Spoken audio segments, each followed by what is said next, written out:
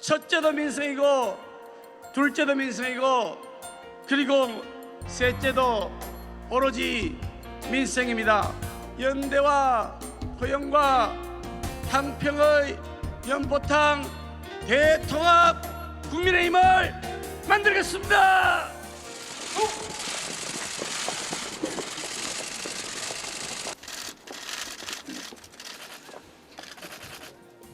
1년 전 오늘 위대한 우리 국민은 윤석열 대통령을 선택해 주셨습니다.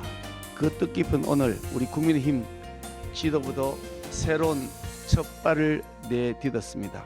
우리 국민의힘이 드림팀이 되어 정책 역량을 강화하고 민생을 챙기는 실천적 정당이 될 수 있도록 노력하겠습니다. 자, 전당대회에서 과반 이상의 득표로 1차에서 당대표로 선출된 국민의힘 김기현 대표. 오늘 아침 있었던 첫 최고위원회의 발언부터 듣고 왔습니다. 민지수 기자. 김기현 대표 오늘 첫 일정 최고위원회의가 아니었죠? 맞습니다. 이른 아침 국립현충원을 가장 먼저 찾았습니다. 이 자리에는 조수진, 태영호, 장해찬 등 신임 지도부도 함께 했는데요. 김기현 대표 방명록에는 어제 수락 연설 내용처럼 오직 민생, 다 함께 잘 사는 국민의 나라를 만들겠다 이렇게 적었습니다.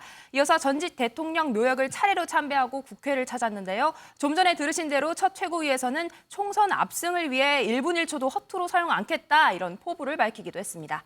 양지민 변호사. 오늘 대통령실 이진복 정무수석도 만났다고 하던데 혹시 당선 이후에 윤석열 대통령하고 통화는 한번 했을까요?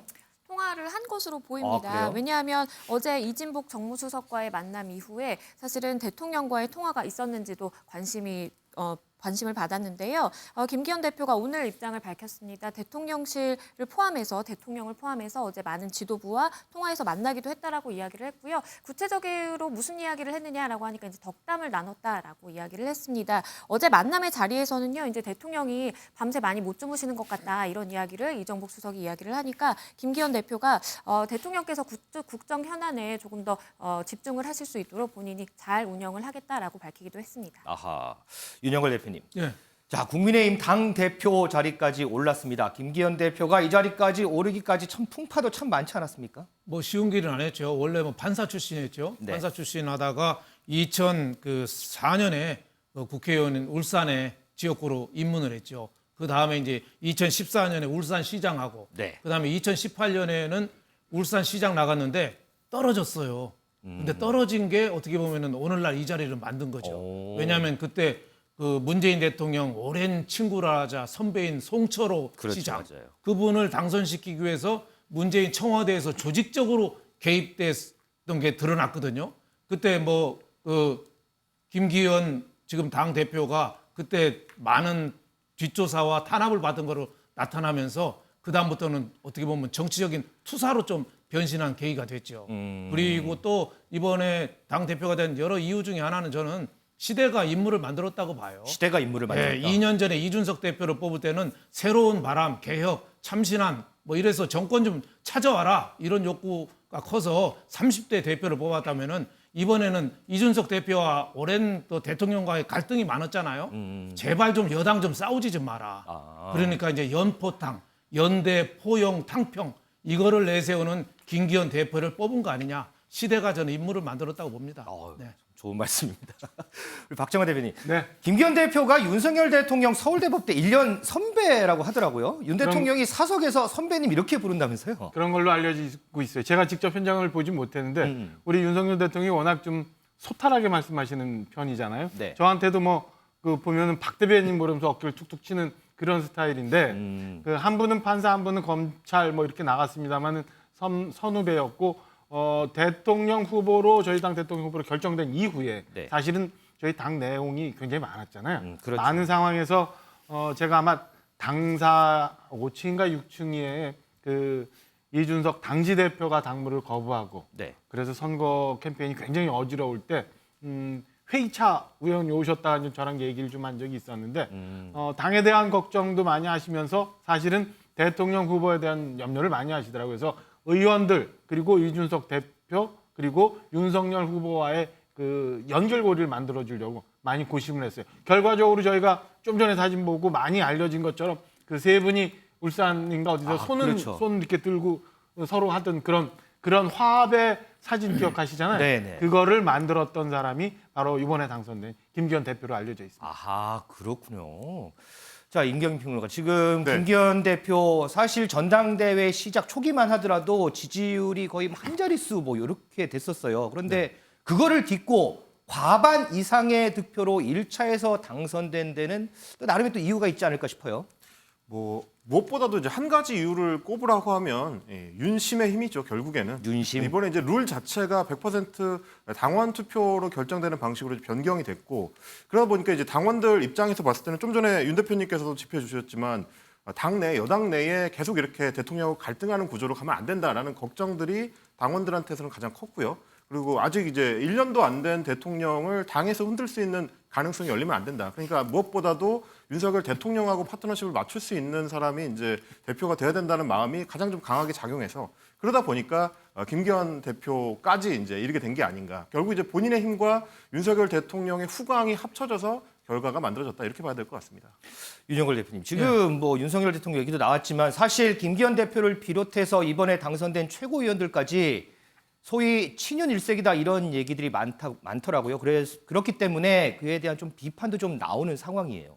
예, 그거를 어떻게 극복하느냐가 이제 관건이죠. 이번에 어떻게 보면은 윤 대통령 친정 체제를 구축했다. 당정 일체 서로 호흡을 맞추는 체제를 구축하면은 평가를 받을 수 있어요. 네. 근데 대통령이 직접 전당대회에 경선에까지 어떻게 보면 직간접적으로 영향력을 행사했거든요. 그래서 나온 그 김기현 후보가 52.93%입니다. 네. 작년에 이재명 후보가 민주당에서 될 때 77.77%였어요. 그래서 대통령이 나섰는데도 52.93%라는 거는 이거는 탕평하라는 얘기예요. 그러니까 당직 구성 이거 할 때 호남이라든지 소외된 사람들 좀 많이 좀 배려해 줘야 되고 내년 공천에서도 특히 대통령 측근에 있는 뭐 검사 출신이라든지 특히 뭐 기획재정부 출신 오래된 그 관리들 있잖아요. 연세 많으신 분들 이런 사람들이 밀고 내려오면은 제가 보기에는 국민 평가는 순식간에 싸늘해집니다. 그래서 과거 야당들이 그 당권 잡으면 주류 비주류 6대4 정도 비율로 했거든요. 우리는 꼭 그렇게는 못 하더라도 어느 정도 배려하는 게 필요하다. 왜 생물학에서도 있잖아요. 잡종 강세의 원칙. 많이 좀 비주류를 좀 배려했으면 좋겠습니다. 박정화 대변인, 그런 의미에서 유승민 전 의원이 정말 모처럼 SNS에 글을 올렸던데 윤석열 대통령 사당이 됐다 이렇게 비판을 했어요. 어떻게 좀 보세요? 저는 솔직히 말씀드리면 유승민 대표와 우리 박근혜 대통령 탄핵 사태 이후에 바른정당을 만들어서 같이 활동을 많이 했었어요. 네. 그래서 유승민 전 대표가 갖고 있는 생각이나 그거에 대해서 아직도 많이 이해되고 하는 부분이 있는데 이 부분에 대해서는 저는 동의할 수가 없습니다. 그러니까 그 지금 84만 명의 당원들이 100% 당원 투표로 그리고 55%에 육박하는 높은 투표율로 뽑아낸 이 결과는 특정인이 인위적으로 뭔가 만들 수 있는 결과는 아니에요. 우리 당원들이 갖고 있는 그 당심이 폭발한 건데 이건 바로 좀 전에 말씀 주신 것처럼 기승전 윤석열 그리고 성공한 정부를 꼭 만들라. 그 주문이라고 저는 해석을 하는 거거든요. 그러니까 이게 특정한 그 뭐 대통령이 사당이 됐다 아니면 특정한 계파의 당에 영향이 많이 미칠 수밖에 없다라고 해석하는 거는 저는 지나친 거고요. 이게 바로 당원들이 당 지도부에 바라는 바 그리고 국민의힘 당에 바라는 바가 이거라고 표현이 된다고 생각을 해요. 그래서 이건 사당이 아니라 이 당원들의 모든 마음이 모여진 거기 때문에 이걸 수용을 해야 되고 이걸 있는 그대로 받아들이고 그에 맞춰서 당을 운영해 가야 되는 게 맞다고 생각을 합니다. 그래서 알겠습니다. 지나친 평가라고 저는 해석하고 자, 싶습니다. 그럼 여기서요. 김기현 대표와 더불어서 이번에 최고위원에 당선된 한 분과 저희가 전화 연결 한번 해보겠습니다. 안녕하십니까? 네, 안녕하세요. 김병민입니다. 반갑습니다. 김병민 최고위원 전화 연결됐습니다. 자, 먼저 네. 축하드립니다. 네, 고맙습니다. 오늘 아침에 이제 처음으로 최고위원 회의 참석하셨잖아요. 어떻게 최고위원 되신 게 좀 실감이 나시던가요? 예. 오늘 처음으로 현충원 참배를 하고 그리고 10시에 이제 최고위원 회의를 열었는데요. 오늘 모인 사람들이 다 한 목소리로 이제 국민을 위해서 일하는 정당, 민생을 중심으로 외쳤던 만큼 저희 이번 지도부에 가지고 있는 기대감은 다 하나 같을 거라고 생각합니다. 윤석열 정부 제대로 성공할 수 있게 만들기 위한 또 뒷받침하는 지도부인 만큼 정말 일로서 또 정책 성과를 낼 수 있는 그런 정당의 모습 보이겠다 이렇게 많이들 얘기했고 오늘 첫날 마음가짐 흔들리지 않고 남은 임기 동안 열심히 노력해서 일하겠다는 말씀드리겠습니다. 자, 이전에 이제 비대위원 하셨잖아요. 어떻게 비대위하고 최고위하고 어떻게 분위기가 좀 다르던가요? 일단은 제가 비대위 하면 그 원외 인사고 나이가 제일 어려서 항상 말석에 앉아 있었거든요. 네. 근데 오늘은 최고위원회 제가 그래도 2등으로 당선이 돼서 네. 상석의 자리를 앉혀주니까 그게 가장 큰 변화였다 이렇게 말씀을 드리고 예. 아무래도 지명직으로 있었던 비대위원 때 했던 목소리의 크기보다 선출직으로 당선된 최고위원으로 할 수 있는 역할들이 더 많을 거라 봅니다. 제가 특히 수도권, 이른바 민주당 텃밭, 험지에서 또 정치활동을 하고 있는 위원장이기 때문에 이런 국민의 눈높이에 맞는 민심 가감없이 전달하면서 수도권의 민심까지도 끌고 올 수 있는 역할 제대로 하려고 합니다. 자, 이번 전당대회를 두고요. 윤심의 승리다 이런 얘기가 많더라고요. 혹시 김 예. 최고위원은 어떻게 생각하시나요? 일단은 저희는 집권당이기 때문에 우리가 기적같이 만들어낸 윤석열 정부를 성공시키기 위해서 모두 한마음 한뜻으로 움직여야 되는 건 매우 당연한 일이라고 생각을 합니다. 그런 측면에서 윤석열 정부 제대로 한번 일할 수 있도록 지도부를 뽑아준 것 같다는 생각은 기본적으로 가지고 있고요. 네. 최고위원의 면면을 보면 저는 당원들께서 집단지성을 발휘해 주신 것 아닌가 이런 생각을 갖고 있기도 합니다. 나이대를 보면 30대 청년 최고위원 장해찬, 40대 초반에 저 김병민이 있고요.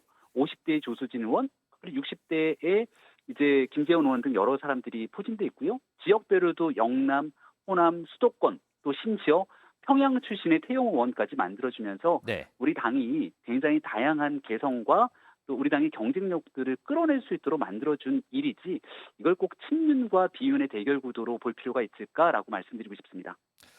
자, 사실 이제 전당대회 과정에서 여러 잡음들이 좀 많았어요. 자, 이제 지도부 일원이 되셨는데, 자, 이 부분 좀 어떻게 좀 풀어가실 생각이신가요?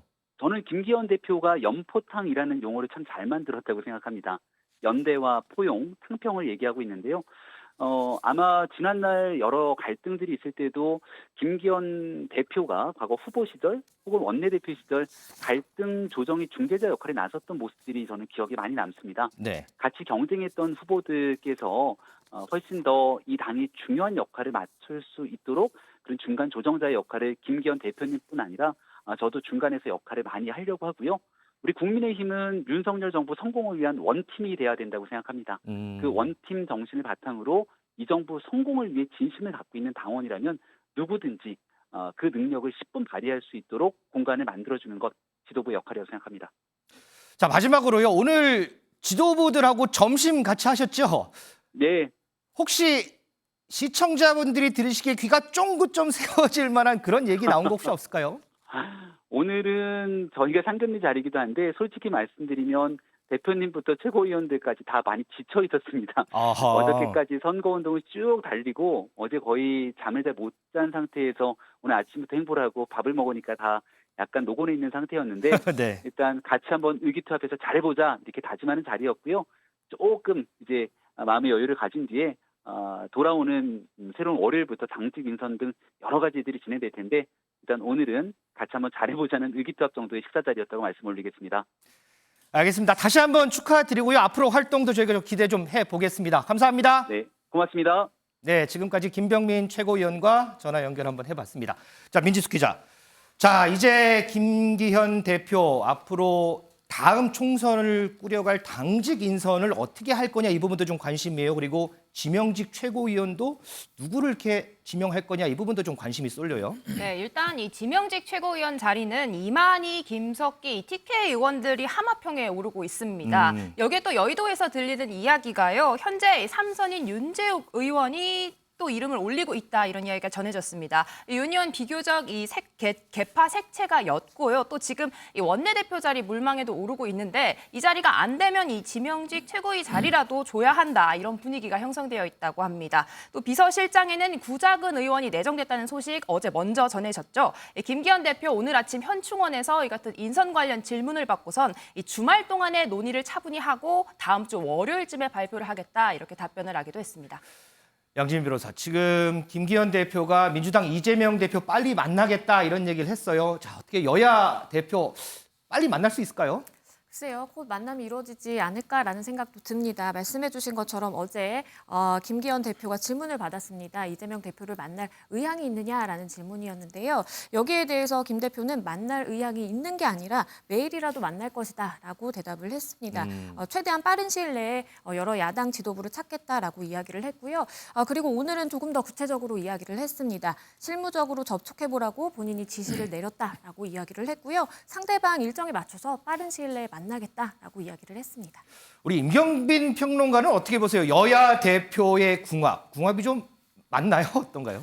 뭐 솔직히 지금 이제 궁합을 논하기에는 좀 이르긴 하죠. 왜냐하면 이제 그동안에 선거운동 기간 동안에도 김기현 대표가 이제 이재명 대표에 대해서 이제 날선 비판을 워낙에 좀 많이 해왔었기 때문에 그래서 큰 기대를 할 수 있는 상황은 아니긴 합니다만 어쨌든 김기현 대표가 그동안의 정치 일정들을 쭉 돌아보면 말의 어떤 강도하고는 별개로 이제 합리적인 판단을 할 때가 좀 많았었던 그렇게 좀 평가받는 정치인이다 보니까 이제 당 대표가 되고 나면 여당 대표니까 야당하고 협조할 일들을 위해서도 이재명 대표한테 손을 내밀지 않을까. 이재명 대표도 오늘 이제 그런 얘기를 했었기 때문에 좀 기대를 해봐야 되지 않나 싶습니다. 그렇습니다. 자, 김기현 대표가 구상하는 대야 관계 과연 어떻게 좀 풀어갈지 이 부분도 좀 관심이 쏠립니다.